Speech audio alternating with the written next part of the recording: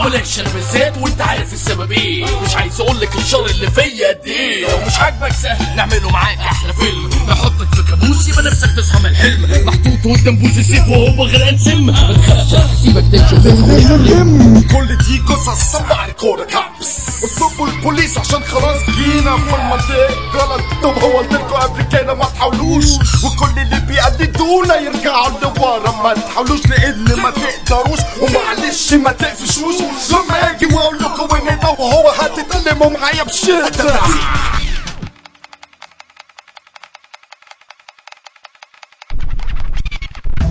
عدوة مرة تانية والمرة دي بالتحديد، عدوة مرة تانية والمرة دي بالتحديد. افهم انت وناسك واحد واحد على المديد. قفل مني باغانيك كلها ما انتوش قدها واطلعوا منها يا عيال اخرها ترضعوا وتبقى بتعمل بيبي في حضن امها. اديكوا على قفاكوا وهتتاه ولا بلاش، خلينا محترمين علشان حبايبنا ما تكرهناش. بس انتوا في المزيكا دلوقتي في غرفة الانعاش، بعد ما كنتوا في حرب معايا امريكي الرشاش. افهم يا جحش جالك الوحش وما ينفعش ما تسمعش، ولما تسمع ما تستناش. هو كده فرض سلطة في الميدان قدراتي متعددة، مش هقول في ملعبك العب علشان الملعب ده بتاعي. لو مصر العب بس الهيصة ملهاش داعي. انت حيوان اجتماعي بيحاول خداعي، اسلوبي هجومي هيدمر اي خط ليك دفاعي، والمرة الجاية دراعي هيجيب اخرها معاك، وياك جيب اللي تجيبه بس يسد مع الفتاك. تحيا الجمهورية العربية المصرية اللي ناسها اختارونا كممثل العقلية. مهما الحاقدين يحاولوا يقضوا عليا بالهمجية، مش هيوصلوا لحاجة عشان افكارهم عشوائية. تحيا الجمهورية العربية المصرية اللي ناسها اختارونا كممثل العقلية. مهما الحاقدين يحاولوا يقضوا عليا بالهمجية، مش هيوصلوا لحاجة عشان افكارهم عشوائية.